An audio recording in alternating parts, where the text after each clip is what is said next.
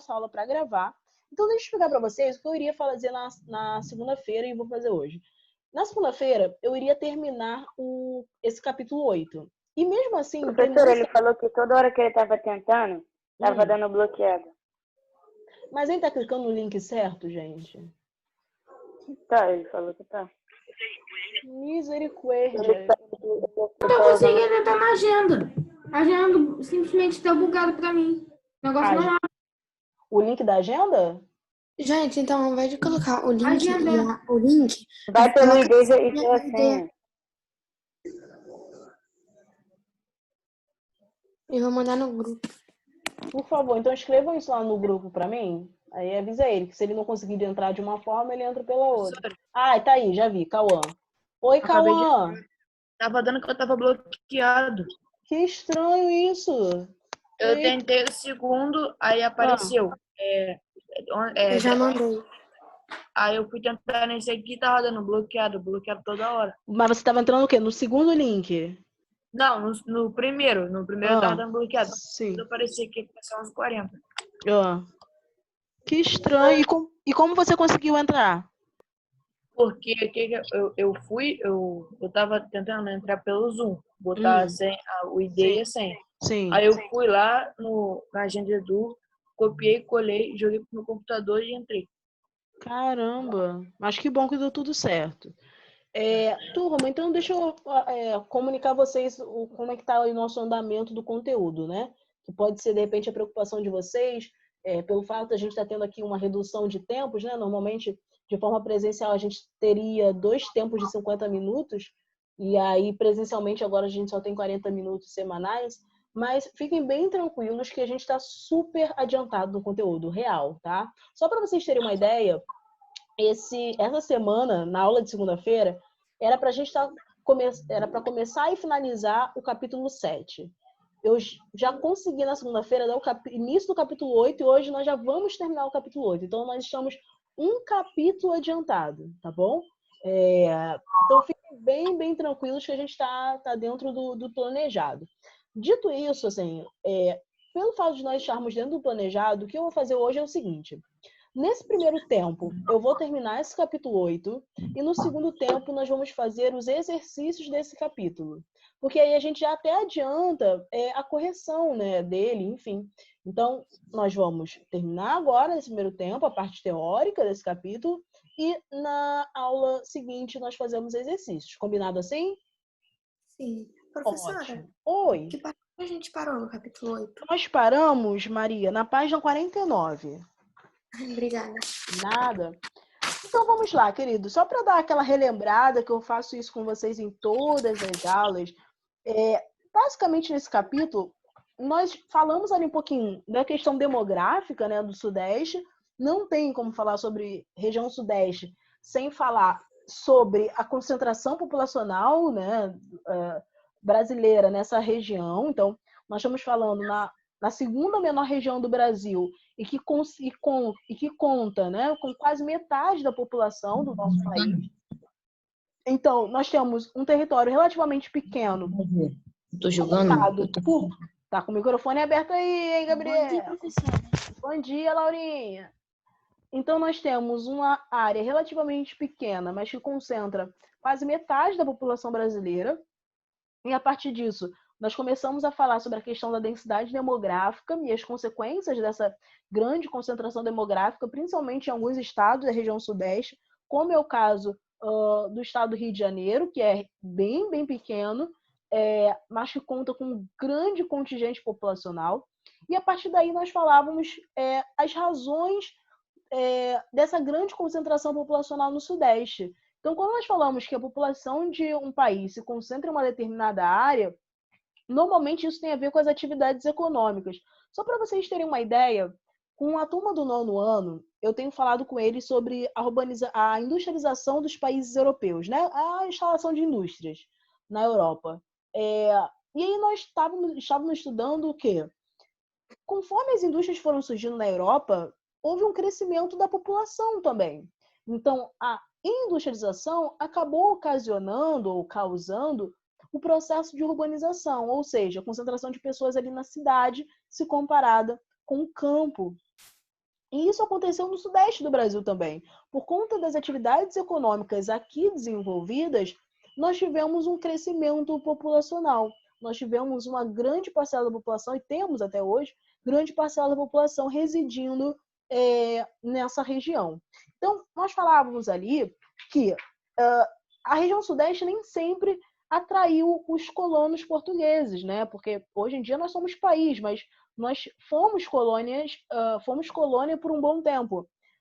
Mas nesse contexto em que o Brasil era colônia, chamado de Brasil colônia, o Sudeste não despertou de cara o interesse dos colonos portugueses ou da coroa portuguesa. Por quê? Não conseguiu se perceber que a região Sudeste apresentava algum elemento que pudesse gerar renda. Então, os portugueses chegaram ao Brasil e não conseguiram identificar de cara no Sudeste algum recurso que eles pudessem vender ou comercializar e, com isso, ganhar mais dinheiro. Mas, por outro lado, eles identificaram no Nordeste alguns recursos fundamentais para que eles conseguissem ganhar cada vez mais dinheiro. Então, inicialmente, nós tivemos a exploração do pau-brasil, né, de forma geral, no litoral brasileiro, mas, posterior a isso, nós tivemos a exploração da cana-de-açúcar no Nordeste. Só que o açúcar desenvolvido no Nordeste ele entrou em declínio. Por quê? Houve uma concorrência com açúcar produzido pela Holanda, né? A Holanda começou a produzir açúcar a partir da beterraba, um açúcar até mais barato do que o açúcar produzido aqui no Brasil. Então, a venda do açúcar brasileiro entrou em queda. E aí os colonos portugueses falaram, caramba, não estamos vendendo tanto açúcar como antes, então precisamos pensar em um novo recurso para explorar aqui na nossa colônia chamada de Brasil. Então, eles voltaram a sua atenção para compreender, perceber e buscar algum recurso no Sudeste. Foi aí que nós tivemos o início do ciclo do ouro no Sudeste, né? Porque até então, antes do ciclo do ouro, no século XVII, mais ou menos, a região Sudeste, basicamente, era ocupada por aqueles processos pelos jesuítas e pelos colonos portugueses, que acabavam promovendo expedições conhecidas como bandeiras e entradas, né? Ou entradas e bandeiras. Que o objetivo era aprisionar indígenas e ir em busca de recursos que pudessem gerar renda para eles. Mas eles só conseguiram, de fato, encontrar metais preciosos, né? Produtos valiosos, principalmente da região ali de Minas Gerais, ali no século XVII. Então, com isso, nós tivemos o início do chamado ciclo do ouro. Então, nós tivemos o desenvolvimento de cidades mineiras, como Diamantina, Ouro Preto, Mariana, como eu já havia comentado com vocês. Gente, tudo isso aqui já foi falado, tá? Eu só estou dando aquele remember que eu gosto de fazer aqui com vocês. Já no século XVIII, entre o século XVIII e o século XX, uma outra atividade começou a se desenvolver no Sudeste, porque o ouro começou a se tornar cada vez mais escasso. Então, em Minas, a quantidade de ouro encontrada estava diminuindo cada vez mais. E aí os portugueses falaram, cara, e agora? Vamos ter que buscar desenvolver uma outra atividade econômica. Então, com isso, eles voltaram a sua atenção para o plantio, o cultivo do chamado café, aqui na região entre São Paulo e Minas Gerais, que é a área conhecida como Oeste Paulista e Vale do Paraíba. Então, nessa região, houve o início da exploração e o plantio do café, que até hoje é um recurso muito importante na renda conseguida pelo Brasil, né? Porque o Brasil é considerado o principal exportador de café no mundo até os dias atuais. Tudo bem? Então, assim, eu dei um panorama, fiz só melhores momentos do que nós havíamos já conversado. E aí eu parei na semana passada com vocês na página 49, que vem falando sobre a imigração. Só recapitulando, dando um passo atrás novamente para nós conseguirmos dar esse passo à frente. Quando nós falamos em ciclo do café, é importante que vocês saibam o seguinte: esse ciclo do café se desenvolveu nessa região, né, entre São Paulo e Rio de Janeiro, conhecida como Vale do Paraíba e Oeste Paulista. E nessa lavoura cafeeira havia a utilização de mão de obra assalariada. Hanna, como assim mão de obra assalariada? Pessoas que, para trabalhar, ganhavam um salário. Aí de repente você fala, mas Hanna, antes disso, antes desse período do café, lá no século XIX, a mão de obra utilizada no Brasil não era mão de obra assalariada? Não, tá? Para a exploração do pau-brasil, eram utilizados os indígenas. Para a exploração da cana-de-açúcar no Nordeste, era utilizada a mão de obra escrava africana. Depois, no ciclo do ouro, eram utilizados indígenas e africanos escravizados. Tudo bem? Só com o café que passou-se a utilizar a mão de obra assalariada. Sobretudo a mão de obra imigrante. Por que os imigrantes? Principalmente italianos, franceses, japoneses. Por que essa mão de obra? O que estava acontecendo no século XIX no mundo, né? O que estava acontecendo fora do Brasil nesse período? Estava acontecendo guerra mundial. Ou seja, os países europeus estavam vivendo um conflito, né? Guerra mesmo, briga, fight, tá bom? Então a população acabava se enxergando meio perdida dentro do seu país, sem possibilidade de arranjar emprego. Porque quando a pessoa está com o seu país vivendo uma guerra, ela não tem condição de buscar emprego, né? Seu país está sendo bombardeado, seu país, muitos homens estavam sendo convocados para guerras. Então, as famílias que conseguiram, né, que puderam, saíram dos seus países, né, os países europeus, e vieram para o Brasil para serem mão de obra nas lavouras cafeeiras do Sudeste. Tudo bem? Isso é uma parte da história. Oi. A Laura caiu. A internet, né? Ah, tá. Eu vou esperar ela retornar aqui, assim, não tem muito como eu parar o avanço do conteúdo. Não, só pra te avisar. Ah, tá bom. Tá bom. Obrigada, tá, Cauã? Obrigada por me avisar. Isso é uma parte da história, tá, gente? Que eu falei aí que os europeus vieram para o Brasil porque estavam passando por guerra nos seus países. Então, muitos franceses, italianos, japoneses vieram para o Brasil, né, como forma de fugir da guerra e como oportunidade de uma nova área aí de oferta de empregos. Mas tem uma outra parte da história que aí vocês vêm lá, vão ver ou já viram com a Jaque, que é a parte do governo brasileiro de ter um interesse na entrada desses imigrantes, mas não apenas o interesse de que esses imigrantes funcionassem como mão de obra, né, viessem a trabalhar no Brasil. Mas havia uma questão também racial, ou étnico-racial. Professora, Oi, Maria, ou Laura. Oi, Laurinha. caiu a minha aula sem querer. Eita, Caiu. mas que bom que você conseguiu voltar, hein? Isso aí, isso aí. Então, o governo português, o governo brasileiro, claro, assim, pensava em ter uma mão de obra, né, para trabalhar na lavoura cafeeira, porque há pouco tempo atrás nós tínhamos tido a libertação dos escravos, então não teria como ter trabalhadores se não pagassem os salários.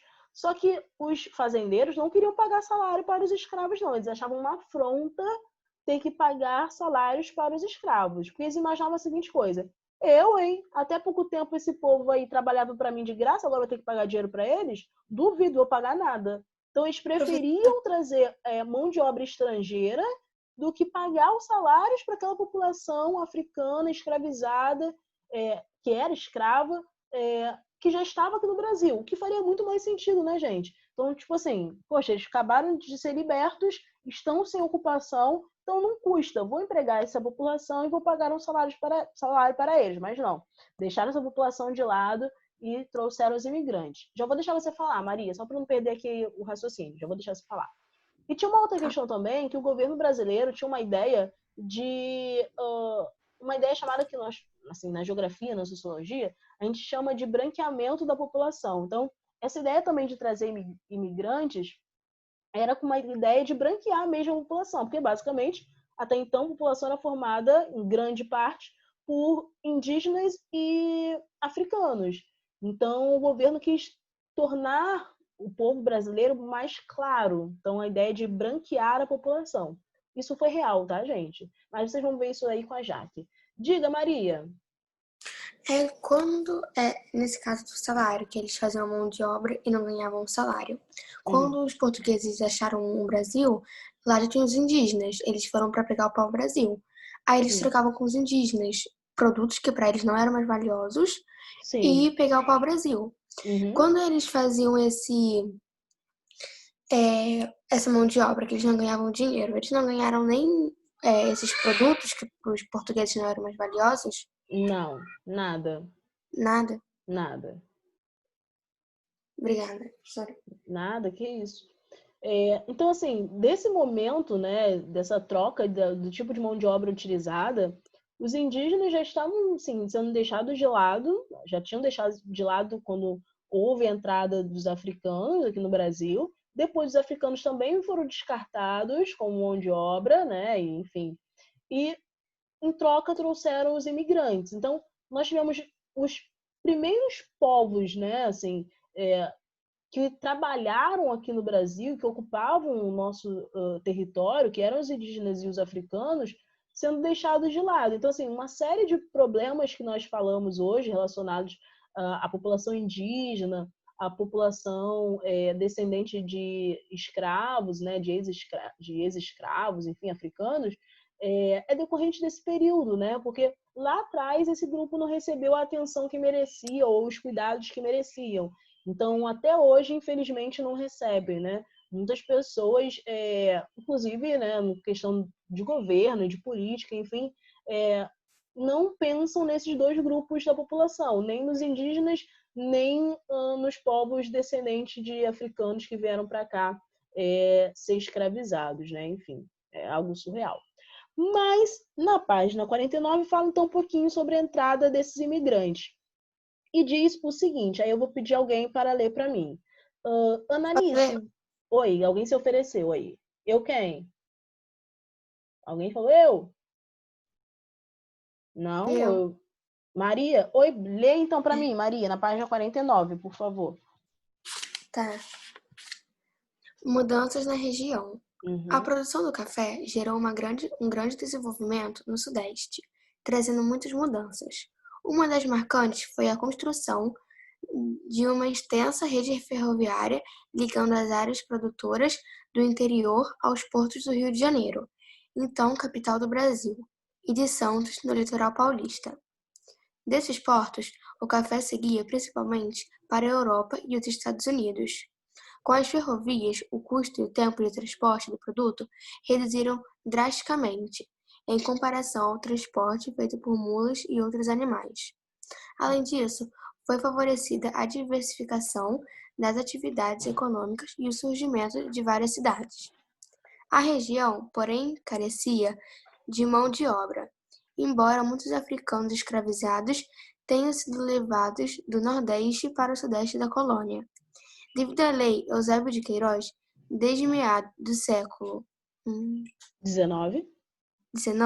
era proibido o tráfico de escravizado para o Brasil, sendo necessário recorrer a outros trabalhadores.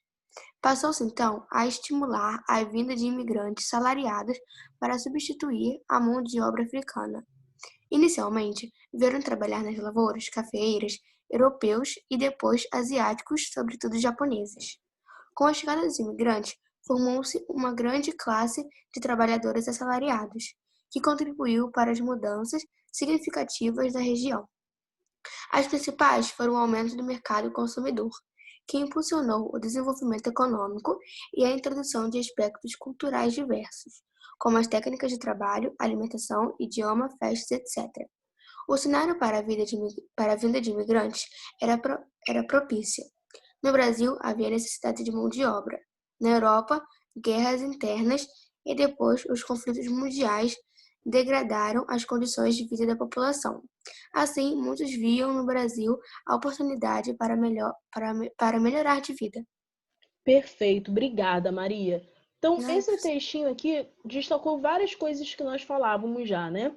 Principalmente, falava aqui sobre essa questão, no finalzinho, onde a Maria leu, fala sobre a questão das guerras que estavam acontecendo na Europa e que acabaram sendo importantes porque acabaram fornecendo mão de obra para o Brasil, né? Visto que a população europeia, muitos deles, migraram para o Brasil.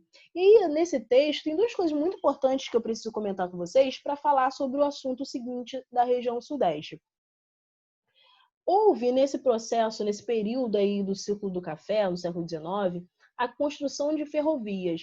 Essas áreas que eu falei, que é o Oeste Paulista e o Vale do Paraíba, ficavam no interior, nas áreas interioranas, tanto de São Paulo quanto do Rio de Janeiro. Então, para esse produto ser exportado, principalmente para os Estados Unidos, que era e é o nosso grande comprador de café, precisavam-se de rodovias, ou melhor, ferrovias, porque a produção do café acontecia nessas áreas mais ao interior do Rio e de São Paulo, e essa produção precisava chegar até o litoral, precisava chegar até os portos. E de que forma havia esse transporte? Através de transporte ferroviário. Nós já estudamos ano passado as características desse tipo de transporte, não sei se vocês lembram, mas dentre as várias características do transporte ferroviário, nós temos a grande capacidade de transportar muita quantidade de carga, ou seja, os trens, né, de carga, eles podem carregar muitas e muitas e muitas sacas de café. Então, as ferrovias ligavam as áreas produtoras de café localizadas no interior do Rio e de São Paulo para o litoral. E do litoral, esse café era exportado principalmente para os Estados Unidos através de navios. Outra coisa muito importante que se fala aqui nesse textinho que a Maria leu é que, basicamente, a entrada desses imigrantes, né, que vieram para o Brasil para receber um salário e trabalhar nessas lavouras cafeeiras, é o seguinte: essa população com o dinheiro, né, ao receber um salário, se tornava mercado consumidor. Como assim, Hanna? Quando esses trabalhadores recebiam seus salários, eles poderiam consumir. Ou seja, outras atividades começaram a se desenvolver. Por exemplo, começaram a surgir vendinhas. Venda, gente, são aqueles comércios que vendem um pouquinho de tudo. Vende produto de limpeza, produto de higiene pessoal, vende alimentos mais básicos. Normalmente todo bairro tem, né, uma vendinha assim, que vende um pouquinho de tudo. Então começaram a surgir esse tipo de comércio, principalmente. Enfim, atividades ligadas ao setor de comércio e serviço de forma geral. Então, isso foi movimentando riqueza dentro do Sudeste, porque essa população, ao receber salário, acabava atraindo, né, pessoas a desenvolver esse setor de comércio e serviços. E aí, para a gente finalizar, ainda nesse tempo, o nosso conteúdo, na página 50, vem falando sobre dois processos muito importantes, que é o processo de industrialização e de urbanização que aconteceram logo posterior ao ciclo do café. Então, a industrialização, só para vocês entenderem, o surgimento de indústrias no Sudeste só aconteceu por conta das bases fornecidas pelo ciclo do café. Eu acabei de falar com vocês que o ciclo do café foi fundamental para o surgimento de ferrovias, né, para transportar o café. Graças a essas ferrovias, nós também tivemos o início da industrialização. Porque, graças a essas ferrovias, nós tivemos uma circulação de matérias-primas, possibilitando a produção de bens industriais aqui no Sudeste. A mesma coisa, a mão de obra imigrante assalariada, né? Esses imigrantes que vieram para o Brasil trabalhar na lavoura cafeeira e ganhando um salário, ao movimentar esse setor terciário, que eu falei com vocês, né? O setor de comércios e serviços, nós tivemos ali o governo brasileiro percebendo que o consumo de bens estavam crescendo cada vez mais, ou seja, tinha muito... Professor, tá sem áudio. Tá sem áudio? Aqui tá tudo ok. Eu tô ouvindo. Você tá falando e não tá... Isso deve ser minha internet.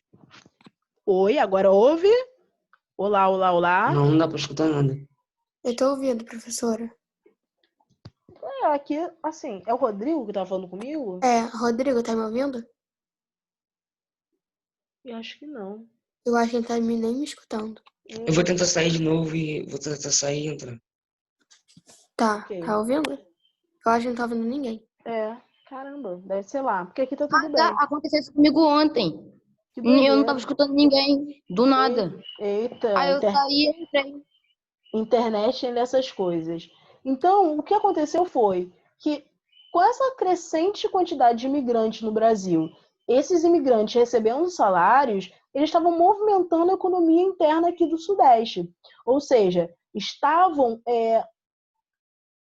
de certa forma, movimentando a economia, fazendo com que algumas outras pessoas criassem comércios.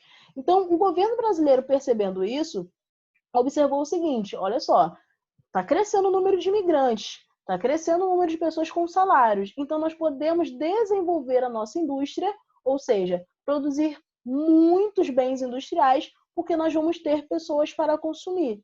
Então, aí, nós tivemos, lá em 1930, com o governo Vargas, o início da industrialização do Brasil. Então, diz aqui o seguinte, tem 8 minutos, dá tempo ainda. Olha o que diz na página 50 sobre esse processo de industrialização e o processo de urbanização que eu já vou explicar. Em 1929, os Estados Unidos, principal comprador do café brasileiro, sofreram uma intensa crise econômica, o que fez com que o preço do café despencasse, levando os cafeicultores a sofrer grandes perdas. Isso porque o café cultivado, que teria como destino os Estados Unidos, passou a apodrecer em solo brasileiro. Entretanto, com o apoio do governo e o capital já acumulado pela venda do café, capital é dinheiro, tá, gente? Dinheiro que surgiu a partir da venda de café. Então, quando ele fala que em capital já acumulado pela venda do café, é o dinheiro que se conseguiu com essa venda, tá, de café. Os ricos fazendeiros, sobretudo de São Paulo, passaram a investir em indústrias. Então, a situação era, você já tinha ferrovias, que é fundamental para a circulação de matéria-prima, né, utilizadas na produção industrial. Você já tinha um mercado consumidor, ou seja, pessoas que poderiam comprar os produtos industriais.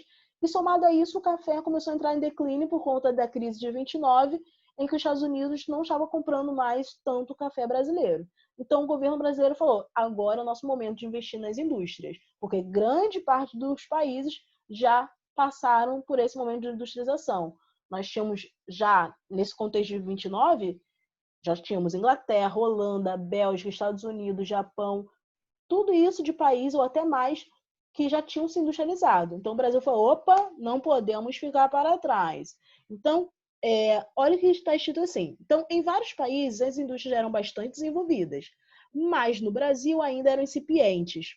Conforme você estudou no capítulo 4, a industrialização brasileira só foi ganhar impulso nos anos 40, no governo de Getúlio Vargas, e nos anos 50, com Juscelino Kubitschek.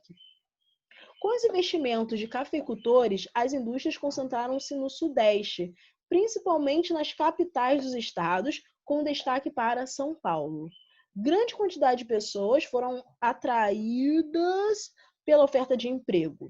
Imigrantes que já tinham trabalhado em fábricas em seus países de origem, sendo uma mão de obra experiente e qualificada, pessoas do espaço rural do próprio município, pessoas de lugares distantes como o Nordeste, onde elas enfrentavam dificuldades em razão da seca e da falta de ação eficiente dos governantes. Ele está falando aqui Estou na página 50, Arthur.